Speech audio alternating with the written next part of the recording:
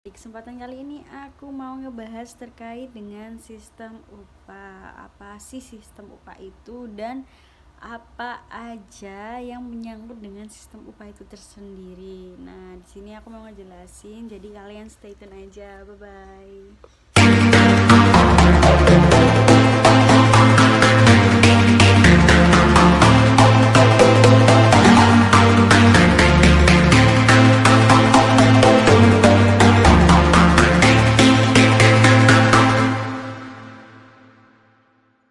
Nah, selanjutnya aku mau ngejelasin terkait tentang sistem upah.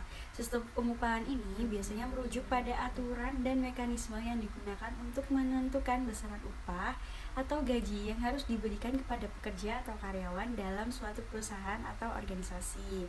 Nah, sistem pengupahan ini merupakan bagian penting dari manajemen sumber daya manusia karena berhubungan dengan motivasi, produktivitas, dan keadilan dalam lingkungan kerja. Bisa disebut juga, sistem pengupahan ini adalah sebuah tanggung jawab perusahaan untuk pekerja untuk mengapresiasi hasil kerjanya seperti itu. Nah, ada juga beberapa poin terkait dengan sistem pengupahan. Ada yang pertama nih, standar upah minimum. Standar upah minimum ini banyak negara memiliki undang-undang atau peraturan yang menetapkan standar upah minimum yang harus diberikan kepada pekerja. Nah, standar ini dirancang untuk memastikan bahwa pekerja menerima setidaknya sejumlah upah yang cukup untuk memenuhi kebutuhan dasar mereka. Yang kedua ada variabel yang mempengaruhi pengupahan. Ini merupakan beberapa faktor yang mempengaruhi sistem pengupahan yang meliputi tingkat pendidikan dan keterampilan pekerja, jenis pekerjaan atau pengalaman kerja, lokasi geografis, kondisi ekonomi, dan industri tempat pekerja tersebut bekerja. Terus yang ketiga ada metode pengukuran kinerja. Nah, metode pengukuran kinerja ini merupakan sistem pengupahan yang diukur secara berdasarkan kinerja pekerja, dapat menjadi dasar untuk menentukan besarnya gaji dan pemberian bonus insentif atau kenaikan gaji ini dapat dikaitkan dengan pencapaian target kinerja tertentu. Ada yang keempat, skema upah. Nah, skema upah sendiri ini ada beberapa skema pengupahan umum yang digunakan, termasuk yang pertama ini ada upah tetap. Upah tetap ini pekerja menerima upah tetap dalam periode waktu tertentu seperti per jam, per hari, atau per bulan.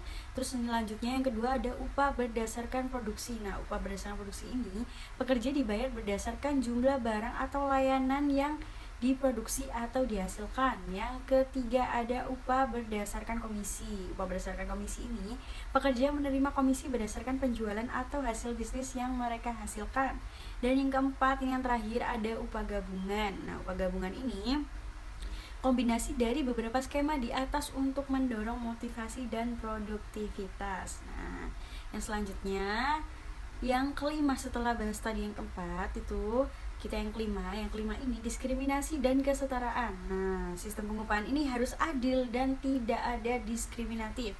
Perbedaan upah antar pekerja dengan karakteristik yang serupa seharusnya tidak didasarkan pada jenis kelamin, ras, agama, atau faktor diskriminatif lainnya. Jadi sistem upah itu harus adil sesuai dengan perjanjian awal, gajinya berapa. Biasanya kalau ngelamar kerja kan pasti ada perjanjian upahnya berapa, terus insentifnya berapa, seperti itu. Terus ada yang keenam, negosiasi dan transparansi. Nah, beberapa perusahaan ini memungkinkan negosiasi upah antara pekerja dan manajemen. Nah, transparansi dalam hal kriteria penentuan upah dan dasar-dasar perhitungan penting untuk menjaga kepercayaan pekerja. Seperti tadi yang aku jelasin, biasanya sebelum bekerja ada perjanjian terlebih dahulu. Nah, terus ada perubahan ekonomi dan kebijakan pemerintah. Nah, faktor-faktor ekonomi ini seperti inflasi, pertumbuhan ekonomi, dan kebijakan pemerintah dapat mempengaruhi perubahan dalam sistem pengupahan. Seperti itu. Selanjutnya ada yang ke-8. Ke-8 ini pengukuran dampak. Nah, pengukuran dampak ini, efektivitas sistem pengupahan biasanya dapat diukur berdasarkan produktivitas, retensi karyawan, kepuasan kerja, dan keadilan dalam pembayaran. Penting untuk dicatat bahwa sistem pengupahan dapat berbeda antara negara, industri, dan perusahaan.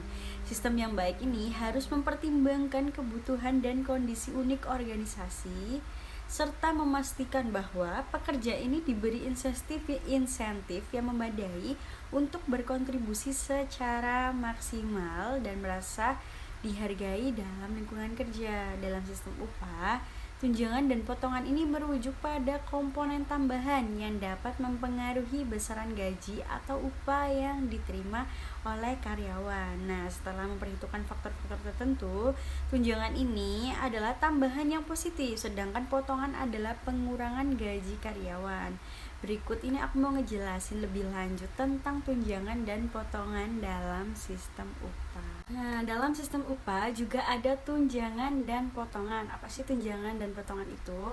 Tunjangan dan potongan ini merujuk pada komponen tambahan yang dapat mempengaruhi besaran gaji atau upah yang diterima oleh karyawan. Nah, setelah memperhitungkan faktor-faktor tertentu, nih tunjangan ini merupakan tambahan yang positif, sedangkan potongan adalah pengurangan dari gaji karyawan. Nah, berikut ini aku mau jelasin lebih lanjut tentang tunjangan dan potongan dalam sistem upah. Yang pertama ini tunjangan. Tunjangan itu ada tunjangan kesehatan. Nah, tunjangan ini biasanya mencangkup biaya perawatan kesehatan, termasuk asuransi kesehatan, obat-obatan, pemeriksaan medis, dan perawatan. Seperti itu. Terus ada yang kedua, tunjangan transportasi. Nah, tunjangan transportasi ini biasanya diberikan dalam bentuk uang atau dukungan untuk transportasi ke tempat kerja, seperti kompensasi untuk biaya bahan bakar, tiket transportasi umum, atau parkir, seperti itu. Terus yang ketiga ada tunjangan makan. Nah, tunjangan ini bisa berupa uang atau dukungan dalam bentuk makanan di tempat kerja. Jadi biasanya ada yang ngasih uang atau ngasih dalam bentuk makanan saat di tempat kerja atau waktu saat istirahat di tempat kerja, seperti itu. Dan keempat ada tunjangan pendidikan. Nah, tunjangan pendidikan ini biasanya diberikan kepada karyawan untuk biaya pendidikan tambahan yang relevan dengan pekerjaan mereka, seperti kursus pelatihan atau program pendidikan lanjutan untuk menambah skill dari karyawan tersebut. Nah, kita memberikan tunjangan pendidikan untuk kepentingan perusahaan, seperti itu. Ada yang kelima, tunjangan keluarga. Nah, tunjangan ini dapat diberikan kepada karyawan yang memiliki tanggungan keluarga seperti anak-anak untuk membantu dalam biaya perawatan dan pendidikan. Nah, yang keenam ada tunjangan hari raya. Tunjangan hari raya ini biasanya diberikan menjelang hari libur besar atau perayaan agama sebagai bentuk penghargaan atau menghargai, seperti itu. Terus ada yang ketujuh, tunjangan perumahan. Nah, tunjangan perumahan ini diberikan untuk membantu biaya tempat tinggal atau sewa tempat tinggal, seperti itu. Nah, selanjutnya ada beberapa jenis potongan. Yang pertama ada potongan pajak. Potongan pajak ini pendapatan biasanya dipotong dari gaji karyawan sesuai dengan undang-undang pajak yang berlaku di negara tersebut. Yang kedua ada potongan asuransi. Nah, potongan ini bisa berupa premi asuransi kesehatan jiwa atau asuransi lain yang diberikan oleh perusahaan.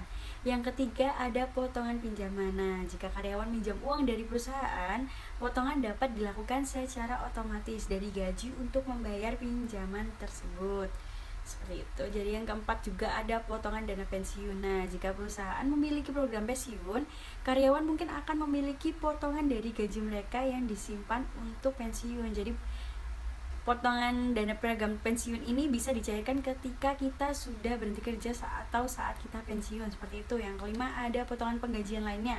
Potongan penggajian ini termasuk biaya keanggotaan klub perusahaan, pinjaman karyawan, atau potongan untuk denda atau kewajiban lainnya. Tunjangan dan potongan ini seringkali beragam tergantung kepada kebijakan perusahaan, negara, dan industri. Penting bagi perusahaan untuk menjelaskan dengan jelas kepada karyawan tentang tunjangan dan potongan yang diberlakukan dalam sistem upah mereka untuk menghindari kebingungan dan memastikan transparansi dalam peraturan gaji, seperti itu, teman-teman. Pengelolaan tunjangan dan potongan ini melibatkan proses administratif untuk menghitung, menerapkan, dan memantau komponen tambahan serta pengurangan dalam gaji karyawan. Nah, pengelolaan tunjangan dan potongan ini memerlukan keakuratan dan transparansi agar karyawan ini memahami secara jelas bagaimana sistem gaji mereka ini dihitung dan bagaimana komponen tambahan serta pengurangan gaji ini mempengaruhi jumlah yang diterima. Nah, dalam sistem penggajian yang baik dan yang baik ini perlu adanya komunikasi yang efektif dengan karyawan. Nah, ini merupakan kunci dalam proses ini agar tidak ada yang dirugikan. Seperti itu, agar si karyawan ini atau pekerja ini mendapatkan keadilan yang sesuai dengan apa yang mereka kerjakan, seperti itu. Nah, sudah sampai sini aja pembahasan terkait upah minimum. Kurang lebihnya mohon maaf. Wassalamualaikum warahmatullahi wabarakatuh.